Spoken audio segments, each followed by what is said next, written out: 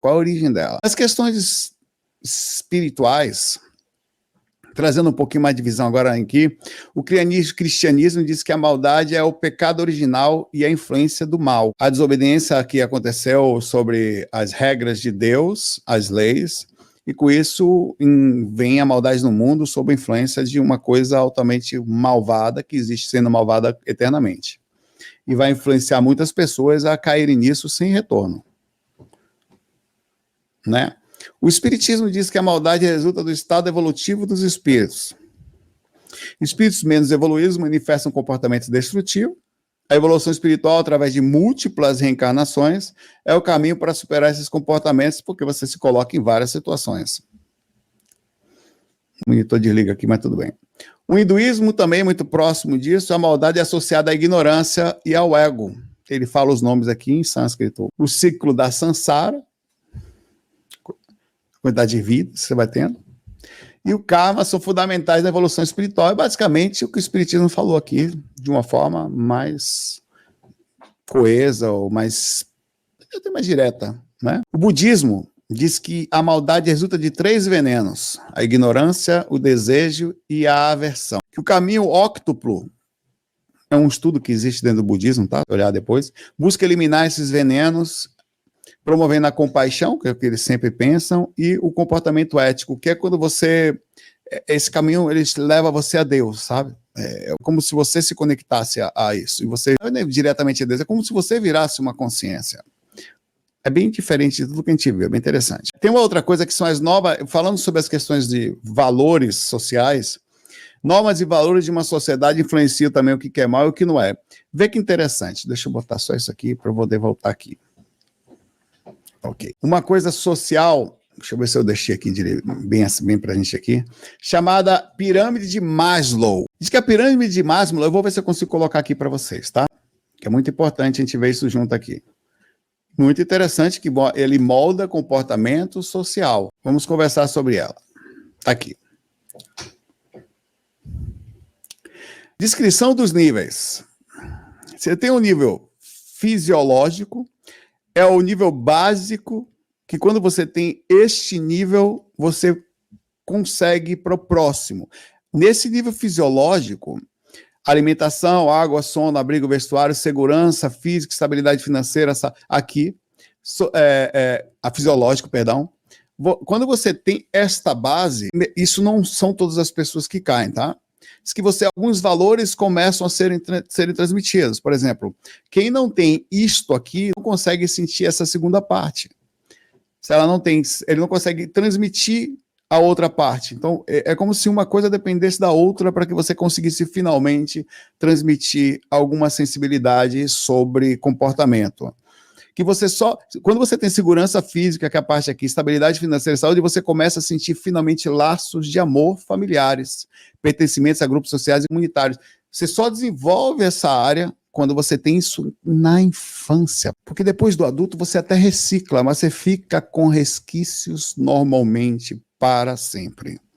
Eu sofri muito, eu não tive nada, não sei o que, então aquilo molda o seu comportamento para sempre. Você não vai ter maldade, mas você tem um molde sobre isso. Mesmo assim, modifica. Quando você tem finalmente, só tendo amizade, amor, relações familiares, você começa a ter autoestima, reconhecimento, status, respeito dos outros, até próprio, e finalmente, quando você consegue essa parte, vem a outra parte. Realização pessoal, criatividade, crescimento, cumprimento de potencial. Isso é uma escala estudada dentro da sociologia, outros lugares, que essa pesquisa que está aqui, ela é muito, isso aqui é muito interessante. Isso faz parte, na minha opinião, de o que está acontecendo. Então, muitas vezes, se você passou por aquilo, se você não tem uma casa, não tem onde dormir, não tem o que comer, você não vai conseguir atingir, não são todos os casos, mas o seu cérebro tem dificuldade de desenvolver os outros sistemas, porque existe um processo instintivo que vai fazer com que o seu comportamento vá agir daquele jeito. É estranho, né? Imaginar que são todas as pessoas? Não. Mas algumas áreas ficam prejudicadas. Então, pode existir maldade a partir daí. Pode existir uma não consciência externa. Até porque não se desenvolveu isso. Lógico que nós, sabendo da espiritualidade, de uma consciência melhor, ela venceria essas dificuldades. Não seria para ela uma travada total. Falando agora sobre alguns pontos espíritas, o Livro dos Espíritos diz que a natureza e a evolução dos espíritos, mostrando a maldade, está ligada também à ignorância, ao domínio das paixões materiais e outros aspectos que normalmente faz não só o espírito ficar dentro da maldade aqui, mas ele continua nessa mesma situação, nessa não consciência externa, depois que sai daqui, o mantendo em frequências intermediárias, o que a gente mais ou menos entende dentro da espiritualidade como coeso. Isso é narrado no Nosso Lar, quando você vê o Umbral, em vários outros livros, e lá como é narrado muito fortemente no Céu e Inferno, que tem aquelas recompensas no pós-morte. Memória do Suicida explica, inclusive, a dolorosa questão do espírito, que por reações, inclusive, do lugar onde ele passou, de quantidade de gente malvada.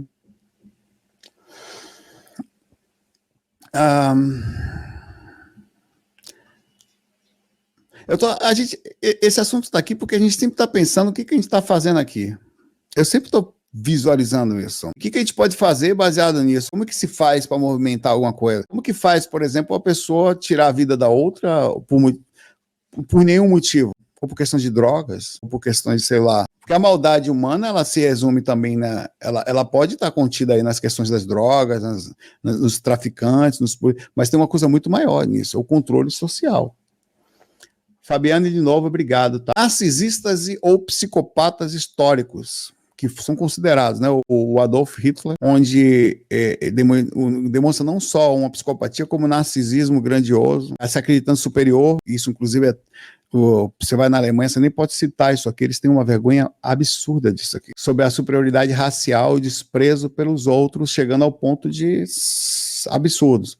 Outras pessoas também sentiram isso. Inclusive, são também vários outros. Como traço de narcisismo e paranoia, levando a vários outros, Stalin fez isso. Milhões foram por uma questão de defender o que precisava ser feito, independente de qualquer coisa. Outra coisa também, neurotransmissores. Também é estudado que a serotonina, níveis baixos de serotonina, estão associados à impulsividade e agressividade.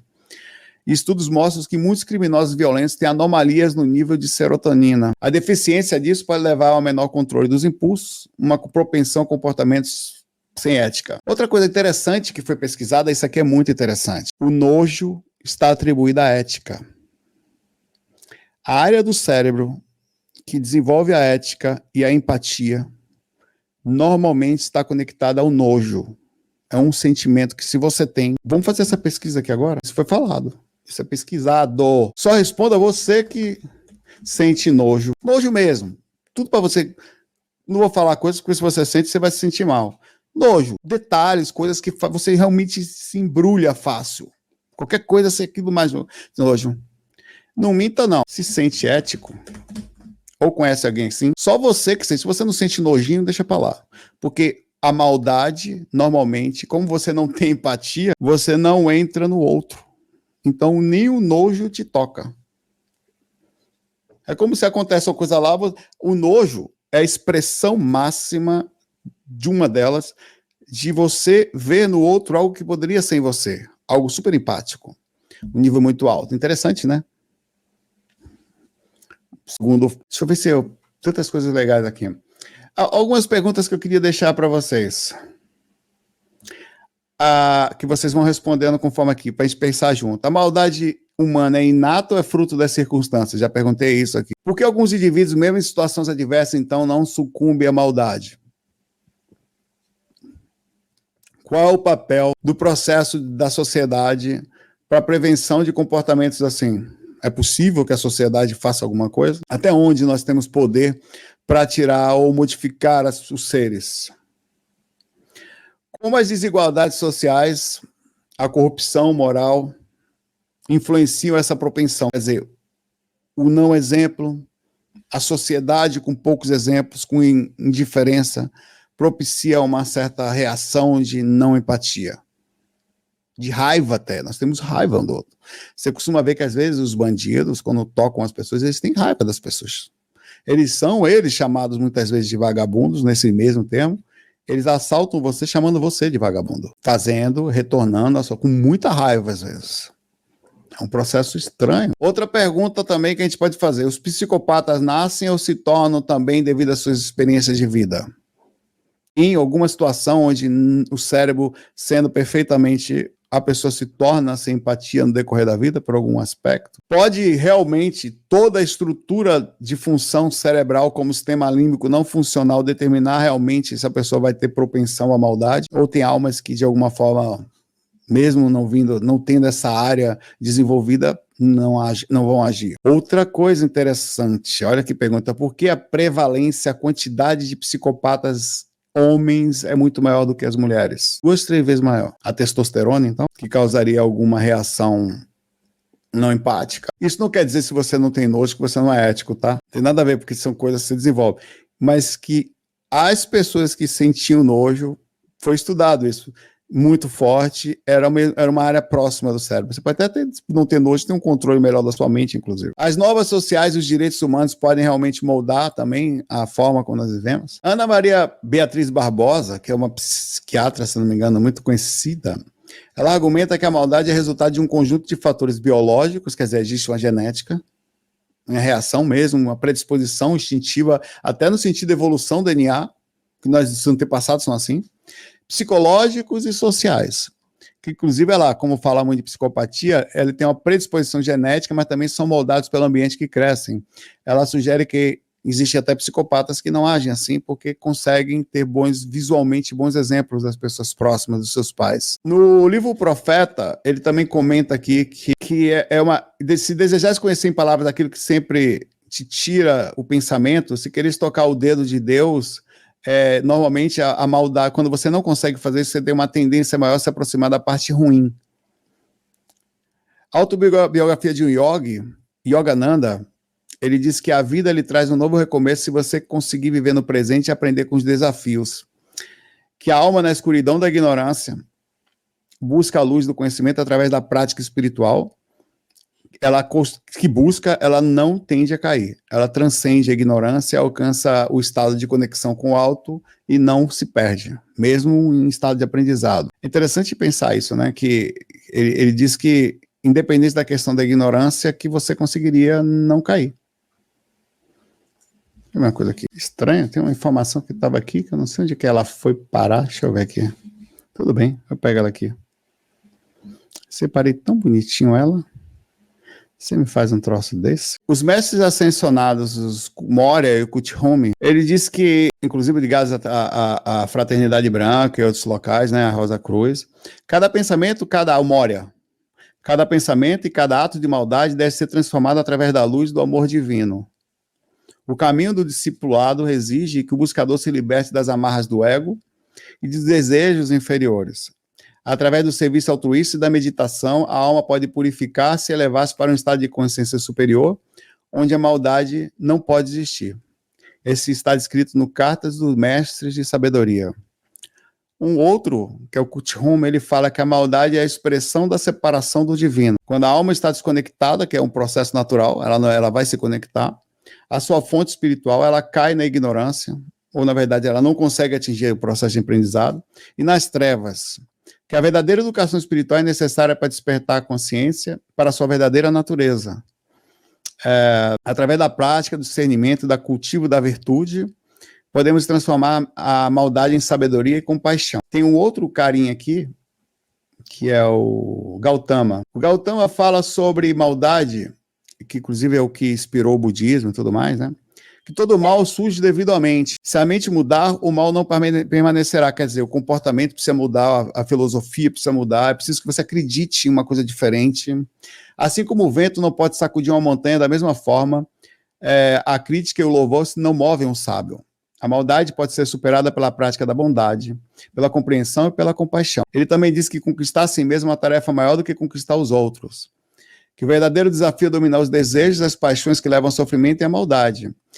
E que ele também vai falar do caminho óctuplo, que ele diz que é um modo de vida correto, estilo de esforço correto, atenção plena e concentração correta, tiram e iluminam a ignorância e consigo a maldade de uma vez por todas. Tem outro trecho interessante aqui, que é os ensinamentos de Jesus sobre a maldade. Jesus fala: eu, porém, vos digo, amai os vossos inimigos e orai pelos que perseguem. É incrível isso. Para que vos torneis filhos do vosso Pai que está no céu, porque ele faz nascer o sol sobre os maus e os bons e faz chover sobre os justos e injustos. Interessante que eu comecei esse vídeo perguntando para vocês aqui se vocês não se sentindo daqui, por que nós estamos aqui? Né? E de repente Jesus diz aqui que nós temos que amar e orar pelos nossos inimigos, quer dizer, pela maldade. Aqueles que fazem maldade não deixam de ser, entre aspas, inimigos, pelo menos assim, alguém que não é amigo, né? No trecho 2, Jesus fala, não resistais ao perverso, mas a qualquer que te ferir na face direita, volte também a outra face. Ao que demandar contigo e tirar-se a túnica, deixe-lhe também a capa. Se alguém lhe roubar, que leve. Se alguém te obrigar a andar 1 milha, vai com ele 2. Quer dizer, não resista, não responda, não entre na energia, não se permita ter raiva no coração, mesmo em situações muito complexas. Ele ainda diz que perdoa as nossas dívidas, assim como nós perdoamos, nós falamos todos os dias, nossos devedores. E não nos deixeis cair em tentação, mas livrai-nos do mal. Todo dia. Quem reza essa prece? Não minta, não. Quem reza essa prece todo dia? Você fala isso. Quantos leem ou instintivamente falam isso e não seguem coisa tão simples? Dentro de uma ótica pequena, a gente está vivendo num mundo onde não é tão fácil perdoar um inimigo ou ter amor por quem nos faz mal, mas é um ser que está nos mostrando talvez um caminho que a gente ainda não consegue entender. Eu paro com o que Jesus falou aqui. E faço a filosofia sobre, talvez nós com sistemas empático mais expandido, com um nível de consciência mais alto, a origem da maldade talvez nada mais seja, a gente não está aqui por acaso, do que consciências que precisam da gente independente de qualquer coisa. Não sei se é espírito evoluído, se não é, se está com o sistema límbico não funcionando, se não está, se está categorizado na escala de Maslow, se não está, se tem uma questão na origem da maldade, se veio, se é a sociedade, se é ele mesmo. Não. É quando você não faz mais nenhum julgamento e análise. Você não quer saber por que o ser é malvado. Você simplesmente tenta fazer sua parte no mundo. Movimentar uma boa energia, não responder com ações violentas, não seguir exemplos violentos. Pelo contrário, fazer boas ações para que talvez bons exemplos sejam também mirados e seguidos. Talvez a gente não consiga tão facilmente perdoar, mas talvez a gente consiga orar para que esses seres cresçam ou desenvolvam no momento certo. Outra coisa que eu queria perguntar para vocês, que é um assunto que eu estou para falar. Lembrei, caretinha. Você acha que quando alguém de fundo do céu... Eu vou perguntar aqui em enquete. Sério, é achismo, mas baseado na sua experiência. Experiência é aquela que você tem. Quando alguém pede com toda força, com toda evidência, quando alguém está querendo mudar, ela quer sair da maldade, ela quer sair da tristeza, do vício, de qualquer coisa. Você acha que o universo responde a ela, que ela recebe ajuda? Que alguma coisa vem na sua direção e é capaz de mudá-la? Que vem, você está pronto, quando você vai de coração mesmo, lá no fundo, eu não quero mais isso para mim, só que eu não sei como fazer. Vê que bonitinho. Eu tenho feito maldades comigo, com as outras pessoas, eu tenho feito ações que são ruins, porque a maldade ela tem uma relatividade tão incrível, você pode fazer mal a si mesmo, amar ao próximo como a si mesmo, quer dizer, não tem como você amar ao próximo se você não se ama. Então, talvez um dos grandes conceitos da maldade é justamente a não amar, não conhecer, não respeitar a si mesmo. É uma consequência. Talvez seja exatamente isso. Se parar para pensar, até porque a pessoa que faz maldade, ela está o tempo inteiro recebendo, até com medo. Está escondida, passa um carro da polícia, ela não tem paz. Vai dormir, ela não tem consciência em paz. Apesar de parecer, dar risadinha, ela não tem. Quem faz maldade nunca vai ter consciência em paz. Não consegue dormir. Talvez ela não tenha percepção, porque não estando no nível ainda de saber o que é paz, que ela não tem aquilo. Mas um dia que ela tentar ter paz, ela vai ter uma conta para responder, para conseguir chegar na paz.